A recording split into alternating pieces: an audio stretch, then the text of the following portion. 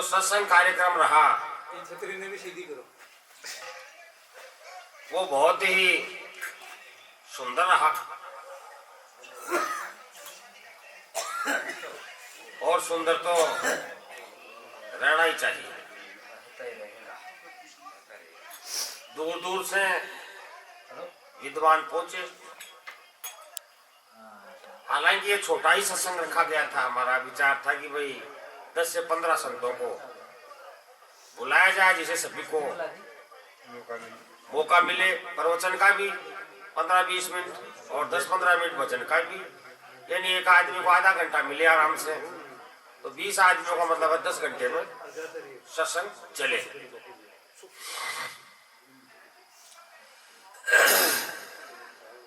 अब मेरी बात को आप गौर से सुनोगे तो मैं बहुत ही गूढ़ रहस्य वाली बातें बताने जा रहा हूं, जो हर कहीं मिलना बहुत ही दुर्लभ है। वर्तमान में आदमी आग में जल रहा है। वर्तमान में आदमी आग में जल रहा है। ये आग इसने खुद नहीं लगा रखी। पहला सूत्र आपके सामने आ चुका है। संसार के 99% से ज्यादा, 100 कहना भी कोई गलत नहीं है, लेकिन 99.99% लेना पड़ेगा। मैं दूर दूर तक जाता रहता हूं, बहुत से संतों से मिलता रहता हूं। खासकर मैंने ये देखा कि संत तो लगभग 99.98% जल ही रहे हैं, जो आग उन्होंने खुद नहीं लगा रखी है। अगर आग खुद ही जला रखी है तो आगे बुझाएंगे कैसे इसको? संत तो तुरंत तिलमिला जाते हैं। संत आजकल के संत वो हैं जो गुस्से पर काबू करना जानते ही नहीं। किसी ने हल्की सी तीली उठाई और बस आग बोला। ये एक ही कहानी नहीं है, ये पूरे संत समाज की कहानी है। जैसे मैं अभी पहले भी कह रहा था कि 99% ये मैं वैसे नहीं कर रहा, मैं हजारों संतों का आकलन करने के बाद में ही कह रहा हूं। जो अपने आप को संत समझ रहे हैं, कुछ संत हैं, जैसे अभिलाष साहब का नाम लेते ही मेरी आत्मा में एक ठंडक सी पहुंचती है। संत हैं आज भी, पहले भी थे।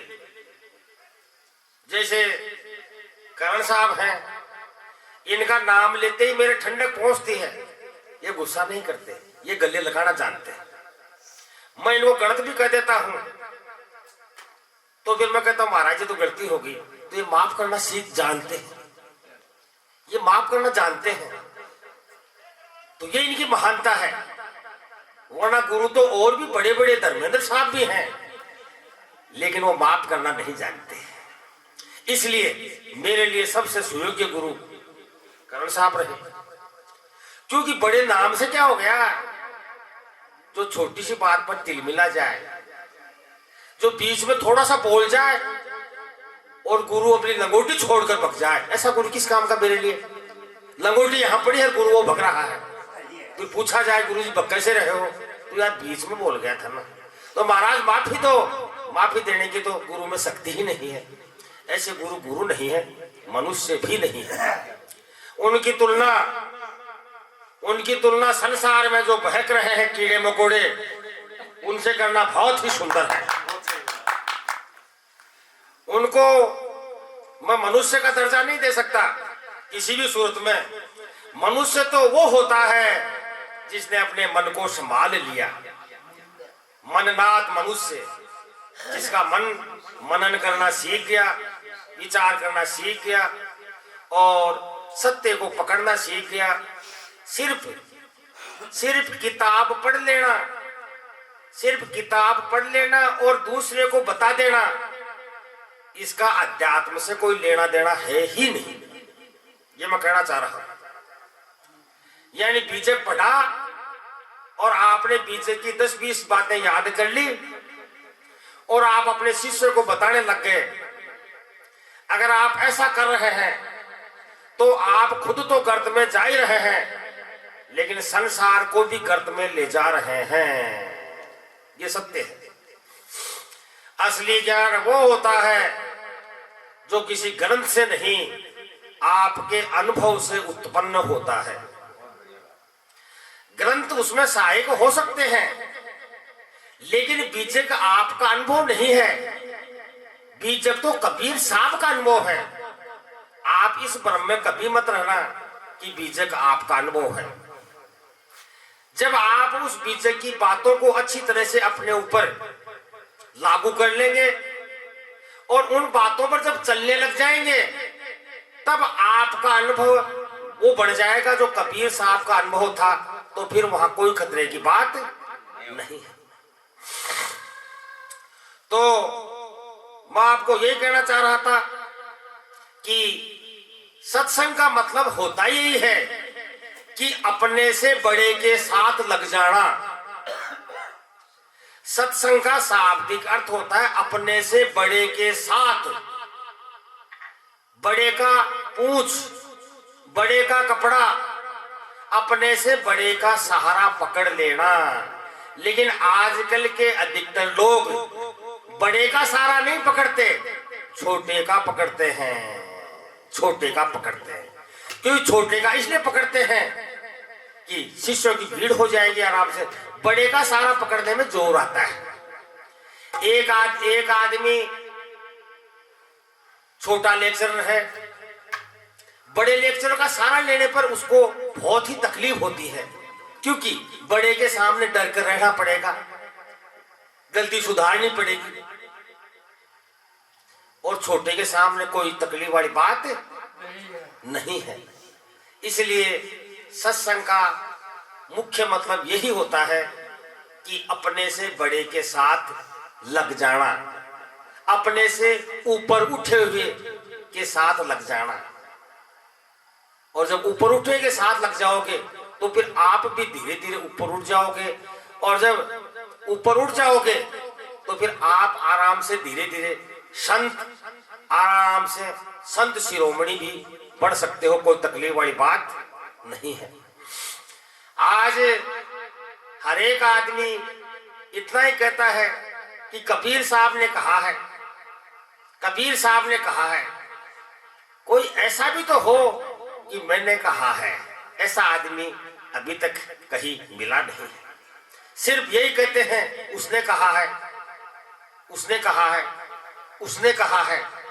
जब उनसे पूछा जाता है कि आपने भी कुछ कहा है क्या, तो फिर वहां वो चुप हो जाता है।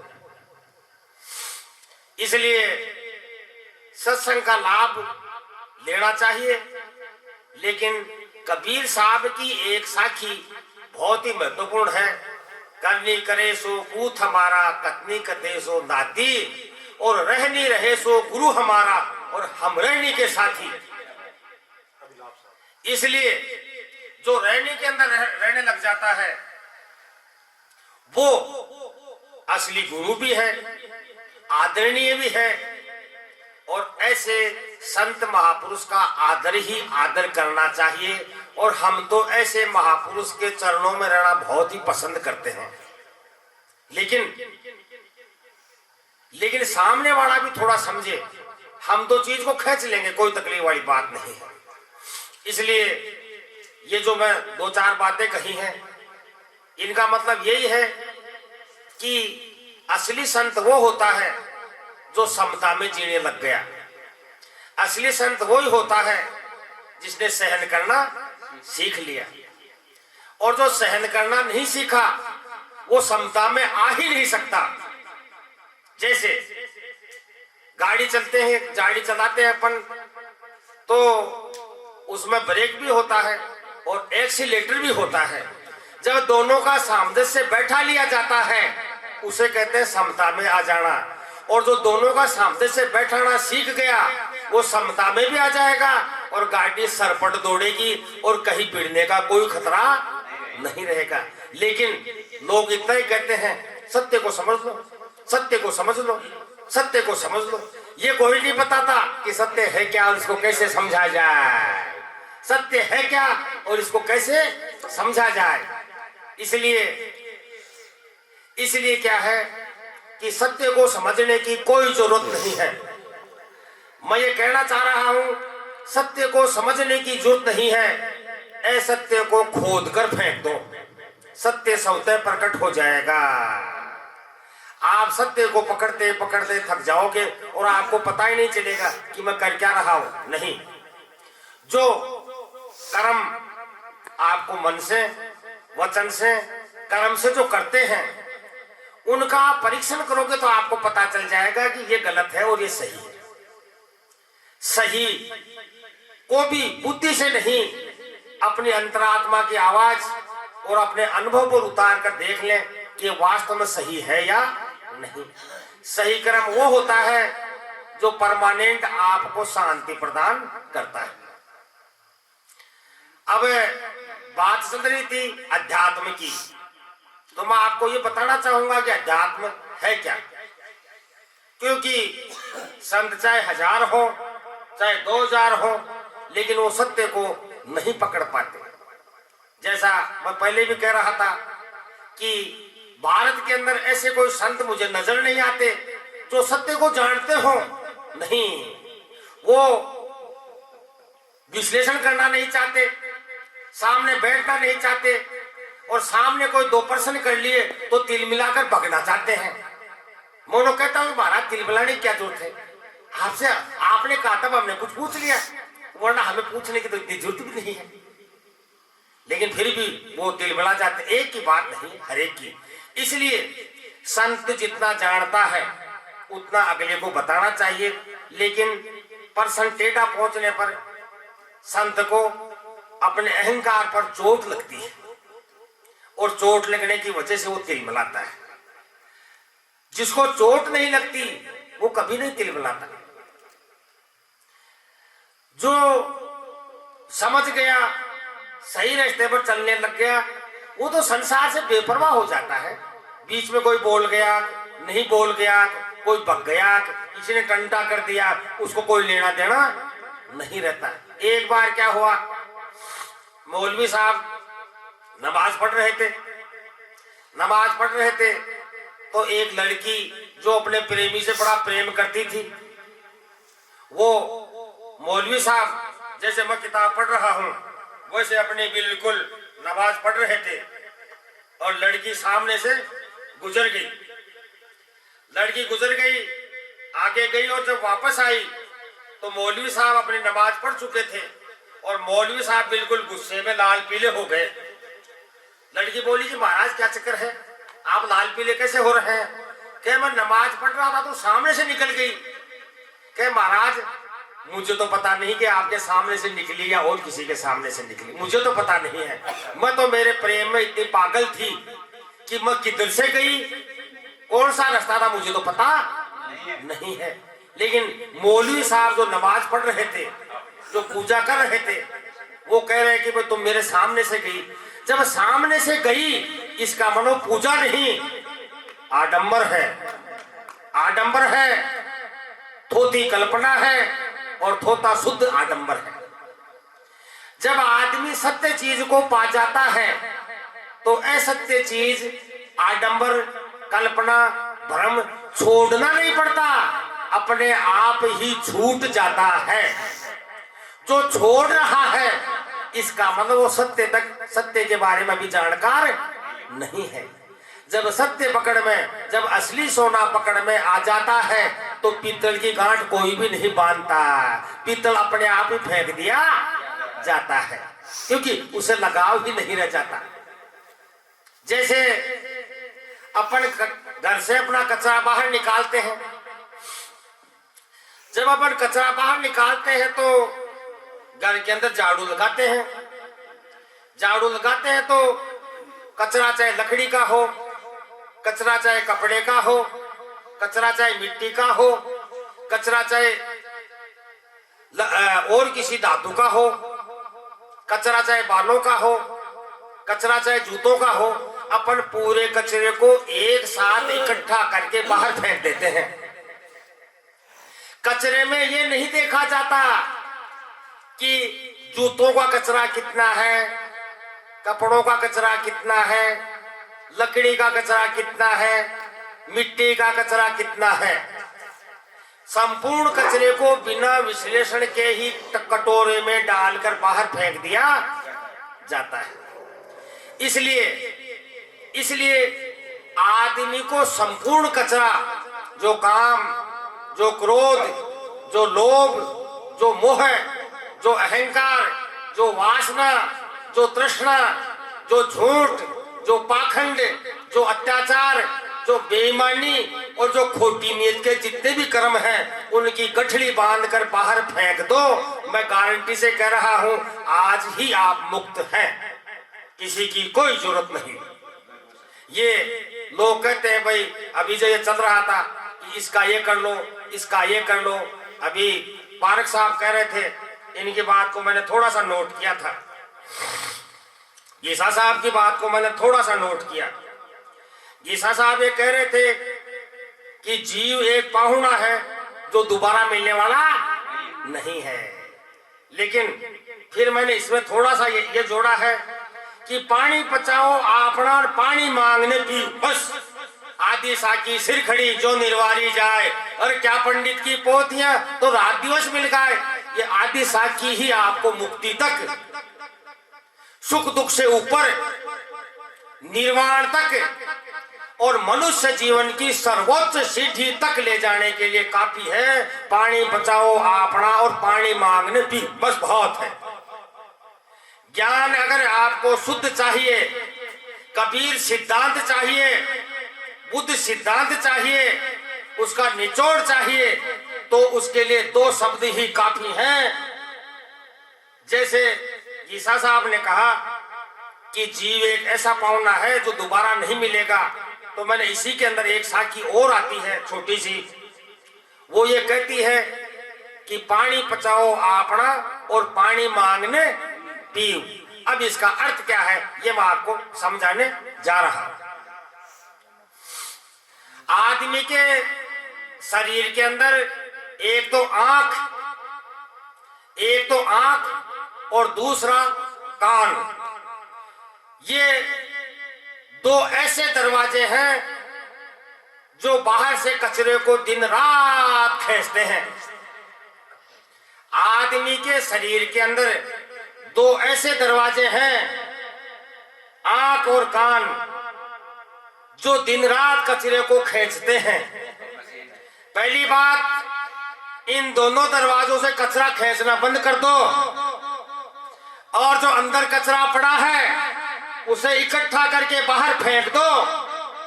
न मुक्ति की जरूरत न और की जरूरत। तुम इस संसार के अंदर सबसे ऊंची सीढ़ी पर, सबसे ऊंची मंजिल पर पहुंच जाओगे, ये मैं गारंटी से आपको कहना चाह रहा हूं, और यही कबीर साहब का सिद्धांत है। लेकिन सत्य की बातें करते हुए आज मैंने किसी संत को देखा नहीं, जबकि मेरी उम्र इस समय 50 साल होने जा रही है। लोग इधर उधर की बातें घुमाते हैं और सत्य पर कोई भी प्रकाश डालता नहीं है। शिष्य आते हैं, लेकिन उनको क्या पता कौन कौन सी चीज बताते हैं। अन्यथा गुरु अगर असली हो तो 5 मिनट के अंदर सत्य के दर्शन करवा सकता है कि बेटा सत्य तो है ये, और तू चली इसके ऊपर एक पल, और वो साकी चरितार्थ हो जाएगी। आदि साकी सिर खड़ी जो निर्वारी जाए, और क्या पंडित की पोथियां और रात दिवस मिल गए। पारक साहब कह रहे थे डाई अक्षर प्रेम का, डाई अक्षर प्रेम का। प्रेम ऐसी चीज है जहां मोह नाम की चीज नहीं, अपना पराया नाम की चीज नहीं। आदमी इस संसार के अंदर सभी को अपना और सभी को अपना समझकर जब आगे बढ़ना लगता है और संसार की नस्वरता उसके दिमाग में बैठ जाती है, तब प्रेम की शुरुआत होती है। जब तक आप ये अपना है, ये पराया है, ये मेरी बात है, ये उसकी बात है, जब तक आप स्वयं और पर के अंदर लगे रहोगे, तब तक प्रेम का उद्घाटन नहीं हो सकता। जहां प्रेम का उद्घाटन हो गया, वहां और सुख और दुख दोनों ही खत्म हो जाते हैं। जैसे कबीर साहब ने एक शब्द में कहा है, संतो सहज समाधि भली, संतो सहज समाधि भली, गुरु प्रताप भयो जा दिन से सूरत अंत चली। जहां जहां जाऊं सो परिक्रमा, जो करूं सो पूजा, जब सोऊं तब करूं दंडवत और भाव मिटाऊं दूजा। आंख न मूंदूं, कान न रूंदूं, काया कष्ट न धारूं, खुले नयन हंस हंस पहचानूं, सुंदर रूप निहारूं, शब्द निरंतर मनवा राता, मलिन वासना त्यागी, और उठत बैठत कभी न छूटे ऐसी ताड़ी लागी। कहत कबीर सहज ये रहनी, सो प्रकट कर गाई, और सुख दुख से परे कोई परम पद, सो पद है सुखदाई। इसलिए जब आदमी सुख और दुख दोनों से जब ऊपर उठ जाता है तो वो अवस्था अपने आप ही आ जाती है। लेकिन आज लोग कहा सुनी के अंदर, हाँ भैया क्या चाहिए, नहीं जन्म मरण से छुटकारा चाहिए। ये सुनी हुई बातें हैं, ये सुनी हुई चौंचली बातें हैं, ये आडंबर हैं, ये भ्रमित बातें हैं, ये भ्रमित बातें हैं। मोक्ष चाहिए, जन्म मरण से छुटकारा चाहिए। मैं ये पूछना चाह रहा हूं, मैं ये पूछना चाह रहा हूं कि आदमी दिन रात 24 घंटे के अंदर 10 बार पानी पीता, 10 बार पीने में उसको बड़ा आनंद आता है, वो पानी से छुटकारा क्यों नहीं चाहता? जन्म मरण से ही क्यों? जन्म मरण से छुटकारा इसलिए चाहता है, लोगों से सुन रखा है, और जब मौत आती है तब तिल मिलाता है कि मौत नहीं नहीं मुझे बचा लो डॉक्टर साहब, मुझे बचा लो। वो तो कहने की बातें थी, मगर तुम तो कह रहे थे आत्मा अमर है, कह क्या पता अमर है या नहीं। हम तो एक खुद को थोड़ा धैर्य देने के लिए कह रहे थे, क्योंकि उन्होंने न तो कभी आत्मा जानी और न कभी समझी, सुनी सुनाई बातों को गा रहे थे और खुद को थोड़ा ढाढ़स दे रहे थे। जिसने आत्मा को जान लिया, जो स्वरूप के अंदर 2 मिनट भी टिक गया, वो अखंड वैराग्य के अंदर परमानेंट कायम हो जाता है। ये मैं कहना चाह रहा हूं। और अगर कोई स्वरूप को नहीं जाना है और बातें कर रहा है बैराग की, इसका मतलब उसकी बातें खाली हैं, खाली हैं। स्वरूप की जब स्वरूप का जब साक्षात्कार हो जाता है, जब स्वरूप का साक्षात्कार हो गया, जब आत्म साक्षात्कार हो जाता है, तब अखंड बैराग लाना नहीं पड़ता, स्वतः कायम होता है। और जो चीज स्वतः कायम होती है वही परमानेंट होती है। बनी हुई चीजें कभी भी परमानेंट नहीं हुआ करती। आप ये सोचते हो कि मैंने धन से साइड में आंखें चुरा ली हैं, तो आंखें तो चुरा ली, लेकिन मन को नहीं चुरा सकते। मन चिंतन करेगा धन का, और जिस दिन आप स्वरूप स्थिति में चले गए, समाधि के अंदर चले गए, जिस आदमी ने ध्यान और समाधि का अनुभव नहीं लिया, वो अध्यात्म के बारे में ABCD भी नहीं जानता। सिर्फ वो बातों के घोंसले बढ़ाता है, और बातों के घोंसले के अंदर बच्चे नहीं दिया करते, बच्चे नहीं दिया करते। बच्चे दिए जाते लकड़ी के घोंसले में, जहां उसके बच्चे पल सके। इसलिए तथ्य ये था, कहने के लिए मेरे पास बहुत कुछ रहता ही है, लेकिन आज विडंबना ये थोड़ी रही, रमेश साहब ने टाइम भी नहीं दिया। नहीं, बीच बीच के अंदर आधा आधा घंटा अगर समय देते रहते और 2-4 टॉपिक भी देते रहते, जैसे जीव क्या है तो वो प्रकाश डालता है, तो जन्म मरण कैसे है तो क्यों है, क्या रोका जा सकता है, फिर प्रकाश डाला जाता है। 10-5 प्रकरण पर चर्चा होती तो या पहुंचे हुए विद्वानों को आंखें खुलती, अनुभव होता, और बात में करता पूर्ण विश्लेषण युक्त।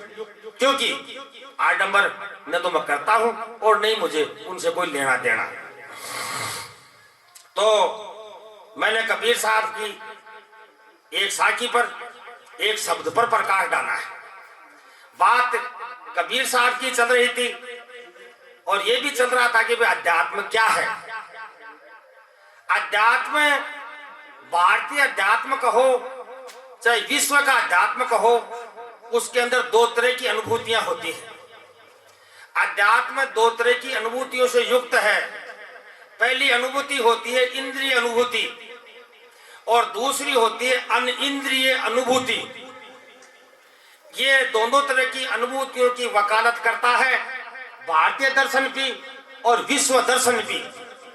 हर तरह का दर्शन, चाहे वो कपिल का सांख्य दर्शन हो, चाहे वो वैशेषिक दर्शन कणाद का हो, चाहे वो गौतम का न्याय दर्शन हो, चाहे वो बुद्ध का दर्शन हो, चाहे वो महावीर का जैन मत हो, कोई भी दर्शन हो, कोई भी दर्शन, चाहे पतंजलि का योग दर्शन हो, हर एक दर्शन दो तरह की अनुभूतियों की वकालत करता है। पहली अनुभूति वो होती है जो पांचों इंद्रियों और मन के द्वारा अनुभव की जाती है। अध्यात्म का 1% हिस्सा इसके दायरे में आता है, सिर्फ 1% हिस्सा। लेकिन अध्यात्म का 99% हिस्सा इंद्रिय अनुभूति के तहत आता है। यानी कहने का मतलब यह है कि जब इंद्रियां और मन जब शांत हो जाते हैं तब अध्यात्म की असली शुरुआत मानी जाती है। और इसका प्रमाण मैं कबीर साहब के सिद्धांत से भी आपको दे रहा हूं। अध्यात्म की 99% अनुभूति मन और इंद्रियों के दायरे में नहीं आती। अध्यात्म की 99% अध्यात्म 99% तक मन और इंद्रियों के दायरे में नहीं आता, सिर्फ 1% आता है। बहुत से लोग ये कह देते हैं कि मन को, विवेक को काम में लो, बुद्धि को काम में लो और आगे बढ़ो। लेकिन उनको ये पता नहीं है कि बुद्धि और विवेक का बाप अंदर बैठा हुआ है। बुद्धि और विवेक का बाप, दादा या कहो या परदादा कहो, और उनका भी महारथी योद्धा आपके अंदर बैठा हुआ है। बुद्धि निर्णय कर लेगी, बुद्धि निर्णय कर लेगी। एक 10वीं में पढ़ते, एक बीएड कर, एक लड़का जिसने बीए कर लिया, एक लड़का जिसने बीए कर लिया, उसका विवेक और बुद्धि निर्णय कर लेती है कि मुझे खूब तैयारी करते हुए कलेक्टर बनना है, और वो खूब तैयारी करने में सक्षम भी है। लेकिन उस विवेक और बुद्धि का बाप अंदर बैठा हुआ है, वो किताब खींचकर साइड में रखवा देगा।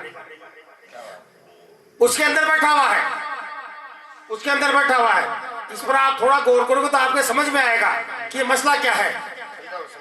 एक लड़का जिसने बीए कर लिया और कलेक्टर बनना चाह रहा है, उसने आईएएस का फॉर्म भी भर दिया, और उसके विवेक ने और बुद्धि ने निर्णय भी कर लिया कि मुझे खूब तैयारी करके कलेक्टर बन जाना चाहिए और कलेक्टर बनने में ही फायदा है। लेकिन जब वो पढ़ने लगता है, जब पढ़ने लगता है तो अंदर वो जो बुद्धि का बाप बैठा हुआ है, जो बुद्धि का बाप है, अवचेतन मन, जो अचेतन मन, वो जो बैठा हुआ है, वो तुरंत ही अंदर से आएगा और किताब को साइड में रखवा देगा और कह देगा कलेक्टरों में कुछ नहीं पढ़ा, अपनी अच्छी नींद ले और सो। और वो 2 मिनट में सो जाएगा, और फिर जब कलेक्टर की परीक्षा आएगी तो हा हा करता हुआ चिल्लाएगा। जबकि उसके पास क्या बुद्धि नहीं थी, या विवेक नहीं था।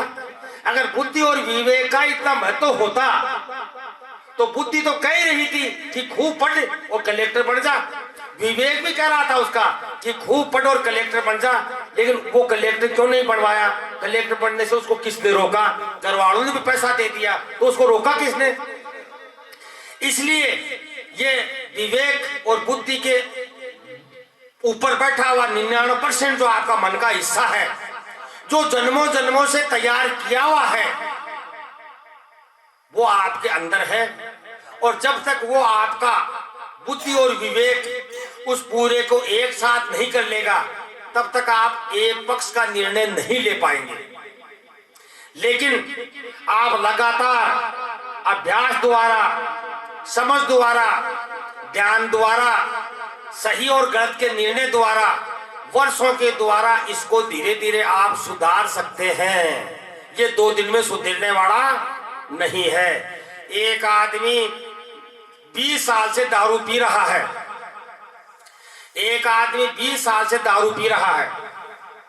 जब वो बैठा है तो मैं उसे विवेक भी कहता है कि छोड़ दे, तेरी लीवर खराब हो गई है, तेरे गुर्दे खराब हो गए हैं। निर्णय हो गया, डॉक्टर ने कह दिया, लेकिन शाम को जो ही 6 बजते हैं बुद्धि के ऊपर वो आता है थानादार और एक गिलास गटका कर चला जाता है अंदर। क्या ले पकड़, कल की कल देखेंगे, आज तो एक घूंट ले ले। तो जब एक घूंट ले रहा था तो क्या बुद्धि निर्णय नहीं कर सकती थी कि दारू में लाभ नहीं है, डॉक्टर ने मना किया? वो कौन सी सत्ता है जो बुद्धि के निर्णय और विवेक के बावजूद भी दारू का एक गिलास आपको पिला देती है और आप पीने के लिए मजबूर हो जाते हैं? उस अवचेतन मन, उस अचेतन मन को जब आप समझ जाओगे, उस पर जब आप अपनी पकड़ बना लोगे, जिस दिन उस पर पकड़ बना ली, आपका विरोध करने वाला आपके पास में कोई भी नहीं रहेगा। दोनों सत्ताएं एक साथ हो जाएंगी और ये आप कर सकते हो। और उसका तरीका हम बता सकते हैं आराम से, कोई तकलीफ वाली बात नहीं है। जब दोनों सत्ताएं एक दूरी पर आ जाती हैं और निर्णय कर लिया कि कलेक्टर बनना है, तो संसार की कोई भी ताकत आपको कलेक्टर बनने से नहीं रोक सकती, क्योंकि आपके दोनों सत्ताएं कलेक्टर बनने के पक्ष में हो गई हैं। इसलिए इस मन को बहुत ही बारीकी से समझना बहुत जरूरी है। जो मन को अच्छी तरह से समझ गया, अगर जो मन को अच्छी तरह से समझ गया तो मन इस ब्रह्मांड का नहीं, आपका सबसे बड़ा अपना दोस्त हो जाएगा और आपको फूंक फूंक कर सही रास्ते पर चलाएगा। ये आप चोरी करने की कितनी कोशिश कर लेना, मन आपको रोक देगा वही, और मन कहेगा चोरी तो नहीं करने दूंगा, चाहे कुछ भी कर ले। वो ही मन जो पहले चोरी करने की इच्छा करता था, आज चोरी करने से रोकेगा, क्योंकि दोनों सत्ताएं एक हो गई हैं और दोनों सत्ताओं की इच्छा हो गई है चोरी नहीं करने की। इसलिए अध्यात्म को अगर समझना है तो मन को और मन के तीनों हिस्से, चेतन मन, अवचेतन मन और अचेतन मन, तीनों को समझना बहुत जरूरी है और इनके अंदर पड़े हुए मसाले को समझना बहुत जरूरी है। और अंदर का कचरा बाहर फेंको और बाहर का कचरा लेना बंद करो। और आपके पास कचरे लेने के 2 ही दरवाजे हैं, या तो आंख या कान। आदमी इस पूरे संसार को ग्रहण करता है कान से या फिर इन आंखों से। जब ये दोनों दरवाजे आपके शुद्ध हो जाएंगे तो अंदर का कचरा अपने आप ही धीरे धीरे, जब बाहर का कचरा आना बंद हो गया तो अंदर के कचरे को हटाना बहुत ही आसान हो जाता है। लेकिन आप रोज हटाते हो, रोज आ जाता है, तो साफ करना बड़ा टेढ़ा हो जाता है। इसलिए बाहर का कचरा जो आ रहा है उसको रोक दो, तो अंदर के निकालने में आपको 2 दिन लगेंगे, हो सकता है 1 ही दिन में निकाल लो। अब मैंने कहा अध्यात्म की 99% पकड़ अवचेतन मन और अचेतन मन के दायरे में आती है। और तो इसको कबीर साहब के सिद्धांत द्वारा कैसे समझा जाए? कबीर साहब इस मामले में क्या कहना चाह रहे हैं? कबीर साहब अपने एक साखी के अंदर कहते हैं, कबीर उल्टा ज्ञान का और कहा तक करूं विचार, बैठे से ही पथ कटे चला चली नहीं पार। ये कबीर साहब की सबसे महान साखियों के अंदर दर्ज है, जिसको जब मौका मिलता है तो ये साखी कहे बिना मेरा मन कभी भी शांत नहीं होता। कबीर उल्टा ज्ञान का कहा तक करूं विचार, बैठे से ही पथ कटे चला चली नहीं पार। कबीर साहब कहना चाह रहे हैं ये अध्यात्म का रास्ता सिर्फ बैठने से कटेगा, ये वाणी चाल से, ये ग्रंथों की चाल से, ये वाणी की चाल से, ये शब्दों की चाल से, ये गरीब परिवार की चाल से, ये रिश्तेदारी की चाल से कटने वाला नहीं है। ये तो रुकने पर कटेगा। कबीर उल्टा ज्ञान का और कहा तक करूं विचार, बैठे से ही पथ कटे चला चली नहीं पार। अगला सूत्र आ रहा है। अब अध्यात्म की पकड़ के बारे में कबीर साहब फिर कह रहे हैं कि अवचेतन मन को समझो, दौड़ा दौड़ी बंद करो, दौड़त दौड़त दौड़िया जहां तक मन की दौड़, और दौड़ थका मन स्थिर हुआ तो वस्तु ठोर की ठार। वस्तु तभी पकड़ में आएगी जब ये मन की भाग दौड़ अपने आप शांत हो जाएगी। जब पानी के अंदर लहरें, जब पानी में हलचल खत्म हो जाती है तो कचरा सौते ही पेंदे में बैठ जाता है। पानी अलग और कचरा अलग। जब मन आपका शांत हो गया, शांत होने का मतलब पहले मलिन वासनाओं को अच्छी वासनाओं की तरफ ले जाओ। इच्छाओं को काटा नहीं जाएगा, इच्छाओं को नष्ट नहीं किया जाएगा। पहले आपकी गंदी आदतें खत्म करके अच्छी आदतें पकड़ लो। जब अच्छी आदतें पकड़ ली तो आपके मन में गलानी खत्म हो जाएगी। जब गलानी खत्म हो जाएगी तो आपको आप मन के अंदर ये जो फालतू के जो विचार हैं, इन विचारों को धीरे धीरे देखते रहो। विचार करना बंद कर दो। सोचो कि आ रहा है, चला जाएगा। जैसे वो कुत्ता आता है, अब उसको मैं रोटी डाल दूंगा तो कल फिर आएगा, और दूसरे दिन रोटी डाल दूंगा तो आएगा नहीं। यही शेड के नीचे रहने लग जाएगा कि यही तो रोटी मिल रही है, पानी की होती बनी हुई है, वहां से किस लिए आना। यही मन के विचारों का खेल है, यही मन के विचारों का खेल है। जब आप मन के विचारों को आप भाव नहीं देंगे, जब मन के विचारों को महत्व नहीं देंगे तो मन के विचार धीरे धीरे छटने लगेंगे, हटने लगेंगे, कम होने लगेंगे, और एक दिन ऐसा भी आ जाएगा जल्दी ही कि आप बस में बैठे हैं और बैठते ही विचार सुनने और आप सहज समाधि में चले जाएंगे।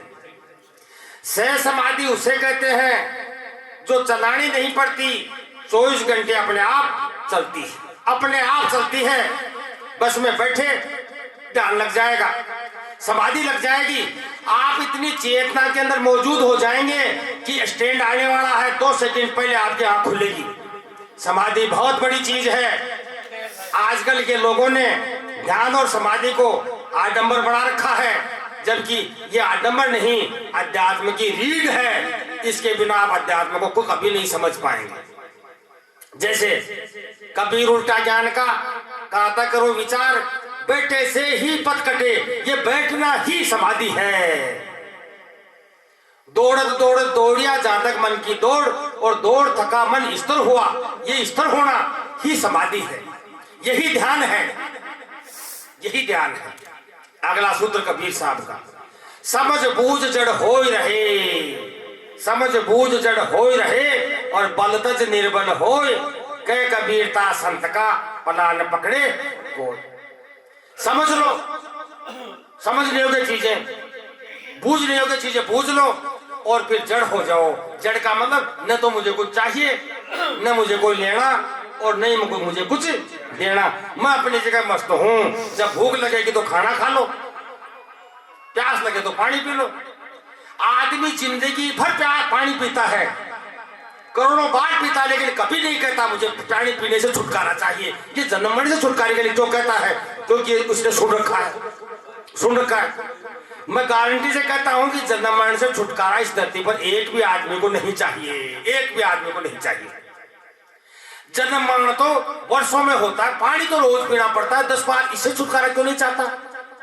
दिन में 3 बार खाना खाता है, कई बार तो 4 बार भी मांग लेता है, और कई बार तो ये कहता है रोटी के साथ चटनी भी चाहिए। दूसरे दिन फिर कहेगा चटनी है क्या हरी वाली? तो चटनी से मुक्ति क्यों नहीं चाहता? ये रोज होता है, लेकिन सोने से मुक्ति क्यों नहीं चाहता? ये रोज हो रहा है, सोने से मुक्ति क्यों नहीं चाहता? जबकि मरना तो क्या पता कौन से समय में होगा, पता नहीं, उससे मुक्ति क्यों चाहता है? ये सुनी सुनाई बात। गुरुआ लोगों ने आडंबर फैला रखा है, भ्रम फैला रखा है, जिससे कि उनका धंधा चल सके। ये धंधा नहीं चलने दिया जाएगा, इस पर रोक जल्दी ही लगा देंगे हम। क्योंकि गलत धंधे पर जब तक रोक लगाने वाले पैदा नहीं होंगे तो ये लोग गुरुआ शिकारी बड़े प्रपंची, विरोध के बिना, हाँ गुरुआ शिकारी बड़े प्रपंची, करे का जमा का, और निर्णय करके समझ आपको तोड़ समझ का नाका, साहब का नाका तोड़ दे। हंसा तू है आप सदा का, तेरे ऊपर और ने कोई डाकन किसने डाका। इस ब्रह्म आत्म परमात्म किया सोपन सब हाका, निर्णय करके समझ आपको, अरे तोड़ सकन का नाका, अरे तू है सबका जाननहारा अनुभव ज्ञान कला का, अरे तेरे ऊपर और नहीं कोई, अरे महापुरुषों ने पाखा, अरे हमारा डोल स्वरूप तुम्हारा जन्म मरण नहीं ताका, कह गरीबा निर्भय उड़ा पताका। ये लो, इसलिए मैं पारक सिद्धांत के अंदर अभी नया ही आदमी हूं, पारक सिद्धांत मैं नया ही आदमी हूं, लेकिन पूरा पारक सिद्धांत लोग ये कहते हैं पारक सिद्धांत ये है, नहीं, पारक सिद्धांत हर एक जगह ही है, वरना मैं इतना पारक सिद्धांत कैसे जानता। लेकिन पारक सिद्धांत जो हर एक जगह है, सभी के पास है, सभी के पास है, एक के पास नहीं, सभी के पास है। सूत्र कबीर साहब का वही है जो बुद्ध का है, कबीर साहब का वही सूत्र है जो महावीर का है, कबीर साहब का वही सूत्र है जो शंकर का है। कबीर साहब और शंकर का ब्रह्म अद्वैत सिद्धांत अलग नहीं है, एक ही है। सगुण की कर सेवा, सरगुण की कर सेवा, और निर्गुण का कर ज्ञान, और सरगुण निर्गुण से परे वहां है हमारा ध्यान। ये लो, यानी सगुण और निर्गुण से परे है ध्यान, तो ध्यान में चला गया, उसके लिए कोई भी सिद्धांत न तो अपना न पराया, न सिद्धांत से कोई लेना और न देना, वो सत्य चीज को समझ जाता है बस। उसके लिए कबीर साहब भी आदरणीय है और बुद्ध भी आदरणीय, सभी आदरणीय है, क्योंकि उसने पाने योग्य चीज को पा लिया, क्योंकि वो चीजें छूट जाते हैं। इसलिए बात ये नहीं है कि भाई ये छोटा है ये बड़ा, नहीं, जब अनुभव हो जाता है तो सभी सिद्धांत आदरणीय हो जाते हैं, कोई फर्क पड़ने वाला नहीं है। जैसे क्या है, अब कई लोग कह देते ईश्वर नहीं है, लेकिन एक कहता ईश्वर है, तो मैं कहता हूं कि दोनों ही सेम है, दोनों का आदर करना, क्योंकि दोनों ही बेचारे अभी बूढ़े हैं। लेकिन बहुत से आदमी क्या है कि ईश्वर है उसको भगा देते हैं, नहीं भगाओ किस लिए, है तो ठीक है भाई, ये ऊपर वाला है, ठीक, क्या फर्क पड़ जाएगा, क्योंकि दोनों ही तो बोध है, नहीं है तो भी कोई फर्क पड़ने वाली बात नहीं, क्योंकि होने से भी आपको कमाकर ही खाना पड़ेगा और नहीं होने से भी कमाकर ही खाना पड़ेगा, तो उसके होने से कोई लाभ नहीं, तो नहीं होने से भी कोई नुकसान वाली बात नहीं है। मैं आपको 90% बात जो अध्यात्म की थी वो इंद्रिय अनुभूति के दायरे में आती है, तो कबीर साहब की मैंने 2-3 साथियों से इसको प्रमाणित किया। शून्य सहज मन सुमिरते प्रकट भई एक ज्योत, बलिहारी ताहि पुरुष की निरालंब जो होत, जिसने पूरे आधार को छोड़ दिया वो अपने आप में आसीन हो जाता है। यही बुद्ध का सिद्धांत कहता है और यही शंकर का, ये एक ही बात है। जब देश का पीछा छोड़ दोगे, जब जड़ का पीछा छोड़ दोगे, तो एक ही तो है, एक ही है। जड़ कहाँ है? जड़ तब तक है जब तक आपका मन सक्रिय है। जिस दिन मन शून्य हो गया वहां जड़ आपके लिए तो है नहीं, होगी आपके लिए नहीं है। इसलिए कबीर साहब ने कहा सरगुण की कर सेवा, सरगुण की कर सेवा और निर्गुण का कर ज्ञान। ये निर्गुण है, ये आत्मा निर्गुण है, इसके अंदर कोई भी गुण नहीं है। ये तो लोग भ्रमित हो जाते हैं, मैं कहता हूं इसमें कोई गुण नहीं है, क्योंकि प्रकृति के अंदर गुण 3 ही है, सात्विक, राजसी और तामसी, और ये तीनों गुण प्रकृति के अंदर मौजूद है। फिर लोग कह देते हैं इच्छा न जड़ में है नहीं चेतन में है। इच्छा हो या और कुछ हो, संसार के पूरे गुण तीनों के अंदर समाहित हैं। इस ब्रह्मांड के पूरे गुण सात्विक, राजसी, तामसी में विभाजित कर दिए गए हैं और तीनों गुण प्रकृति के तहत लागू होते हैं। इसलिए सरगुण की कर सेवा और निर्गुण का कर ज्ञान, और सरगुण निर्गुण से परे, इन दोनों से परे, समझ लेना। सगुण यानी ये अपना आदमी, निर्गुण यानी आत्मा, इन दोनों से परे है जान, तो दोनों से परे है। लोग क्या कहते हैं मैं अपने आप में महात्मा को समझ गया, नहीं, दोनों से परे होना होगा। जब आप अपने स्वरूप में चले गए वहां तो खुद का होना भी खत्म हो जाता है, खुद का होना भी कोई महत्व नहीं रखता। ये जो शरीर के अंदर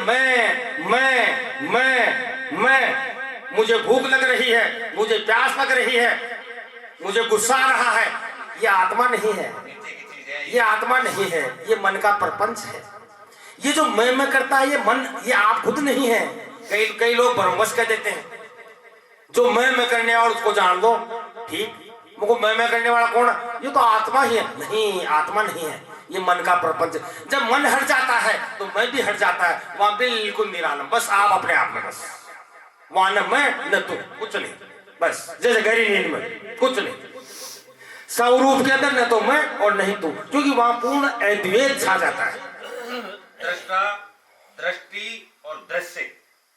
तो अभी जैसे आप पूछ रहे हैं, जैसे ये पूछने के दृष्टा, दृष्टा का मतलब होता है देखने वाला, दृश्य जो दिखाई देता है, दृष्टा देखने वाला और दृश्य जो दिखाई देता है। और इनके संबंध को दृष्टि को हो या ज्ञान को, जो ज्ञान करता है उसे कहते हैं ज्ञाता, और जिसका ज्ञान किया जा रहा है वो है ज्ञेय, और दोनों को संबंध को ज्ञान कहा जाता है। लेकिन स्वरूप स्थिति के अंदर ज्ञान शून्य हो जाता है, क्योंकि स्वरूप स्थिति उसे कहते हैं कि दृष्टा अपने आप में चला जाता है और दृश्य अपनी सत्ता में लौट जाता है। लेकिन बहुत से बड़े बड़े गुरु महंत बताते नहीं हैं सत्य चीज नहीं बताते, और नहीं उन बताएंगे तो कर कहां से, खुद के समझ में नहीं आती, खुद ही इतना हो जाते हैं कि साहब ये बताओ कि स्वरूप में जीव सक्रिय है या अक्रिय है? नहीं, जीव अपने स्वरूप के अंदर अक्रिय है, डंके की चोट। जीव अपने स्वरूप में अक्रिय है, सत्ता मात्र है, ये इच्छाओं से रहित है, ये वासनाओं से रहित है, ये जन्म मरण से रहित है, और ये पूर्ण मुक्त भी है अपने स्वरूप में। ये सिर्फ इनका आरोपण कर लेता है, और जिस दिन आरोपण टूट गया, ये अपने आप में पहले था ही, बस वैसे आसीन हो जाता है। क्यों नहीं महाराज? ये लो, महाराज ने भी हाँ पर दी, महाराज तो बनेंगे ही, क्योंकि इन्हीं के तो शिष्य रहा। अब शिष्य कहा तो इनसे शोध करी तो कहेगा तो देव की जय। तो मैंने आपको अध्यात्म के बारे में बताया है कि 1% अध्यात्म के पीछे दुनिया घूम रही है, और 99% उनकी पकड़ में है ही नहीं। लेकिन कोई बात नहीं, इंसान को किसी से भी इस जिंदगी के अंदर किसी से भी गुस्सा और क्रोध और नफरत नहीं करनी चाहिए। गंदे से गंदे आदमी से भी प्रेम ही करना चाहिए, क्योंकि आपके प्रेम में ऐसी ताकत है कि उसको भी सही रास्ते पर लेकर आ जाएगी। इसलिए कबीर साहब ने कहा है, प्रेम पाठ का चोलना और कहर पहर कबीरू नाच। इसलिए प्रेम पाठ का चोलना पहन लो और तभी आप नाच पाओगे, वरना तो आप में लोग हिलमिल, आप में लोग तरंग पैदा कर देंगे। यानी दूसरे आदमी आपको गुस्सा दिलाना तो वो दिलवा देंगे। आजकल वर्तमान में क्या चल रहा है, लोग ताला तो अपने पास रखते हैं और चाबी दूसरों को दे रखी है। 99% लोगों की हालत ये है, ताला तो खुद के पास है और चाबी दूसरे के पास। दूसरा जब चाहे तब उसको गुस्सा दिलवा दे, दूसरा चाहे तब उसको क्रोधित करवा दे। चाबी दूसरे के पास रहेगी। जैसे मेरे पास बहुत से लोगों की चाबियां, मैं जब घर पर जाता हूँ, यार मैं माँ से पूछता हूँ, माँ क्या कहीं बेटा चाबियों कमरा बड़ा पड़ा है, वो क्या किसकी है, क्या तू खींच कर लाता है चाहे जिसको किसी गुस्सा दिलवा दो। मतलब छोटी सी बात आपने आगे पीछे कह दी और वो गुस्सा आ जाएगा। नहीं, अगर संत बनना है तो आपको गुस्से पर काबू करना होगा। अध्यात्म वो सीढ़ी है, अध्यात्म वो सीढ़ी है जहां निराशा बिल्कुल भी आपको नहीं रखनी चाहिए। जिस आदमी के पास निराशा है वो अध्यात्म में आगे कभी नहीं बढ़ सकता, कभी नहीं बढ़ सकता। एक बार क्या हुआ, मेरे पास एक महिला आई। मैंने कहा परेशानी क्या है? कहे महाराज परेशानी तो कुछ नहीं है, लेकिन मैं ध्यान करना चाह रही हूं, ध्यान करना चाह रही हूं। मैं को ठीक है, ध्यान करवा देंगे। तो ध्यान करने के लिए मेरे पास आई तो उसकी सास को, अपनी सास को भी साथ ले आई, अपने सास को भी साथ ले आई। सास को साथ लाई तो मैंने पूछा कि ये क्या मसला है? कहे ये मेरी सास है। मैं ठीक ठाक तो है ना? कहे ठीक ठाक तो क्या बताऊं, इसको रात को नींद नहीं आती। सास को रात को नींद नहीं आती, मगर और कि रात को डर बहुत लगता है, मगर और कि दवाई पूरी अपने पास रखती है कि कहीं मर न जाऊं, मगर और कुछ कि रात को बड़बड़ाती बहुत है।